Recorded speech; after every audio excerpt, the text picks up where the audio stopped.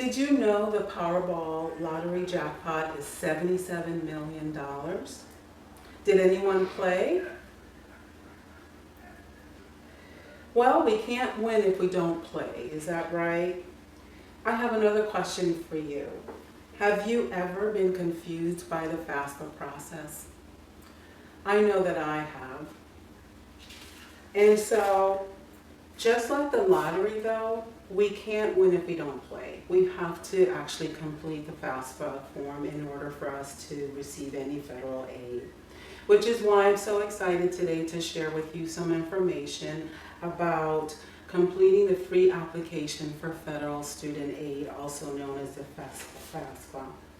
So, hello everyone, my name is Donna Jones. I have been a financial aid officer here at Kaiser University for 5 years now.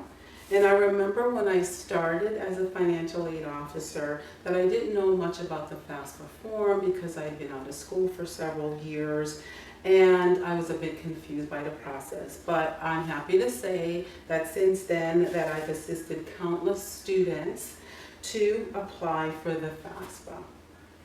During this overview, I'll be sharing 3 key points to consider while completing the FAFSA. The first will be the application timeline so that you can submit your FAFSA on a timely basis. An overview of the new concepts, including the contributors and their role in providing their required consent, and how to get help if you need assistance while completing the FAFSA. So let's get started with the timeline for the application process.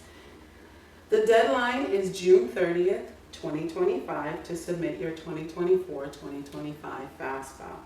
My experience, and according to the information accessed from the U.S. Department of Education's website on May 19, 2024, is that some aid may be limited, so you want to make sure that you meet that deadline.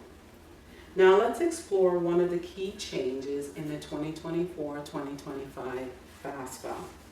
The expected family contribution, also known as EFC, has been replaced by the Student Aid Index, which is called the SAI, in order to determine your federal student aid eligibility. It's calculated from information that is provided from your 2022 taxes, your income and asset information, and is transferred automatically from the IRS through the contributor consent process. The FAFSA cannot be processed without the consent of all contributors, including the applicant themselves. So if you're married, you're going to require your consent from your spouse for their 2022 taxes to come over to the FAFSA form. And if you file single or head of household, you will not be required to provide any additional consent. An SAI of 0 or negative 1,500 could mean that you qualify for the maximum Pell Award for 2025, which is $7,395. But of course, you're going to need to confirm that information with your financial aid officer. Now, I know that this may have been a lot of information to absorb during this short period of time. So if you're still a bit confused, you should know that you can contact the customer service line, which is 1-800-433-3243. In conclusion, let's go ahead and reinforce some of the key topics. Number 1, the deadline for submitting your application is June 30th, 2025 for your 2024-2025 academic year. Your student aid index is what's going to determine your eligibility, and remember, all contributors need to provide their consent. And number 3, you can call the 800 number, which is 1-800-433-3243 if you need additional assistance.